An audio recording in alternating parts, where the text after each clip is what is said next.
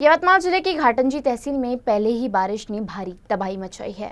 Parwa road पर स्थित येरन गांव के नाले में अचानक बाढ़ आ जाने से सुबह से ही सड़क पर वाहनों की आवाजाही पूरी तरह बंद हो गई है। मागील 15-20 दिवसापासून पाण्याचा फार कमी होता आणि आज संपूर्ण जिल्ह्यामध्ये 2 दिवसापासून कालचा दिवस पूर्ण रात्र आणि आज कंटिन्यू पाऊस चालू आहे आणि या पावसामुळे मोठ्या प्रमाणावर नदी आणि नाल्यांना पूर आलेला आहे। अशा परिस्थितीमध्ये शेतकरी आणि ग्रामीण भागातल्या जनतेला लोकांना मी असं आवाहन करतो की या पूर पाण्यामुळे आपण सावधगिरीचं पाऊल उचलावं आणि ज्या ठिकाणी पुराची परिस्थिती आहे अशा ठिकाणी शासन आणि प्रशासन म्हणून आज आमची नुकतीच जिल्हा नियोजनाची बैठक आहे। या बैठकीमध्ये सुद्धा सन्मान्य पालकमंत्री महोदय, जिल्हाधिकारी आणि सर्व लोकप्रतिनिधी आणि प्रशासनाला मी या मीटिंगच्या निमित्ताने सांगतोच, परंतु जनतेला एवढंच आवाहन करतो की पूर परिस्थिती लक्षात घेता सावधगिरीची भूमिका त्या ठिकाणी करावी अशी विनंती करतो।